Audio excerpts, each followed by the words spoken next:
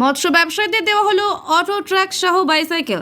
বর্তমান সময়ে ত্রিপুরা সরকার বিভিন্ন প্রকারের পরিকল্পনা অনুযায়ী উদ্যোগ গ্রহণের মধ্য দিয়ে বেকারদের স্বাবলম্বী করে তোলার জন্য নিরন্তরভাবে প্রয়াস জারি রেখেছেন। এরই উদ্যোগের অংশ হিসাবে আজ কল্যাণপুরে মোট 12 জন মৎস্য ব্যবসায়ীকে স্বাবলম্বী করার জন্য উদ্যোগ গ্রহণ করা হয়। এই উদ্যোগের অংশ হিসেবে সরকারি ভর্তুকি মূল্যে 5 জন মৎস্য ব্যবসায়ীর কাছে আইসবক্স সহ অটো ট্রাক তুলে দেওয়া হলো। এর পাশাপাশি নির্বাচিত 7 জন মৎস্য ব্যবসায়ীকে আইসবক্স সহ বাইসাইকেল দিয়ে সাহায্য করা হলো। জানা গেছে, অটো ট্রাকের ক্ষেত্রে প্রত্যেক মৎস্য ব্যবসায়ীকে 1,20,000 টাকা দিতে হবে এবং বাকি 1,80,000 টাকা সরকারের তরফ থেকে দেওয়া হচ্ছে। এই উপলক্ষে আয়োজিত সংক্ষিপ্ত অনুষ্ঠানে উপস্থিত থেকে সংবাদ মাধ্যমের সামনে প্রতিক্রিয়া ব্যক্ত করতে গিয়ে কল্যাণপুর প্রমোদনগর বিধানসভা কেন্দ্রের বিধায়ক পিনাকি দাস চৌধুরী দাবি করেছেন, এই সময়ের মধ্যে রাজ্য সরকার বিভিন্নভাবে বেকারদের স্বাবলম্বী করার জন্য প্রয়াস গ্রহণ করে চলেছেন।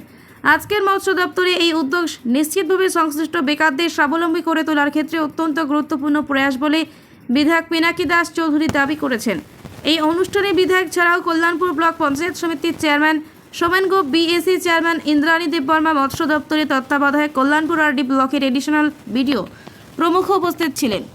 আপনারা ইতিমধ্যে জানেন, আমরা বিশেষ করে ভারতীয় জনতা পার্টির সরকার 18 সালে প্রতিষ্ঠিত হওয়ার পর থেকেই বেকারদের স্বাবলম্বী করার লক্ষ্যে সরকার নিরন্তর কাজ করে যাচ্ছে এবং গত 5 বছর আমরা কাজ করেছি। পরবর্তী সময় 23 সালে নির্বাচন হয়েছে, পুনরায় আমরা ক্ষমতায় প্রতিষ্ঠিত হয়েছি এবং এই সময়ের মধ্যে একটা বিরাট অংশের যুবকরা সেখানটায় সেই সরকারের যে স্বপ্ন তাদেরকে স্বাবলম্বী করা, সেটা কিন্তু সার্থকতা আমরা পেয়েছি এবং তারই অঙ্গ হিসেবে বিগত দিন আমরা দিয়েছি। আজকে আবার কল্যাণপুর ব্লক সেখানটায় আমরা টোটাল 5 জন, সেখানে এসটি রয়েছে 4 জন যুবক, 1 জন রয়েছে এসসি, যেটা মাল গাড়ি।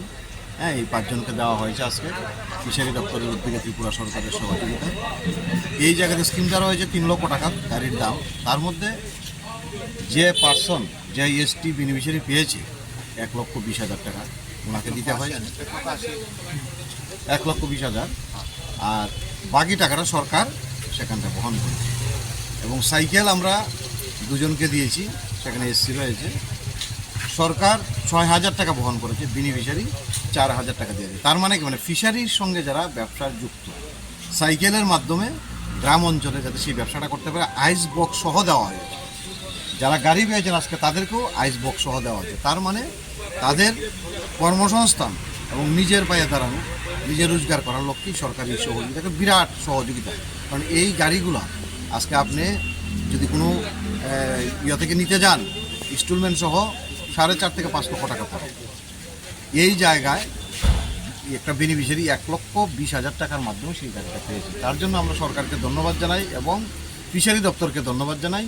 এইভাবে আগামী দিন আমাদের আরও কর্মসূচি চলবে। আমরা চাই প্রত্যেকটা যুবক সেই কর্মসংস্থানের মাধ্যমে তাদের স্বরোজগার নিজের পায়ে যাতে দাঁড়াতে পারে। সরকার পাইকা গাড়ি মাখা গাড়ি মানে চার্জ খাইনার বাকি গাড়ি মানো গাড়ি চার্জ খাইনাই ঘুরে ঘুরে ওই চার্জ বাকি হনাই খাইনাই। কত টাকার বিনিময়ে নিতেছে? এটা আমরা পাইছি আজ মাখা 1,20,000 বেনিফিশিয়ারি রেখা, গাতাই সরকার রেখা 1,80,000 এটা সরকার রেখা খাইচারি হিনে আসুন। ধন্যবাদ।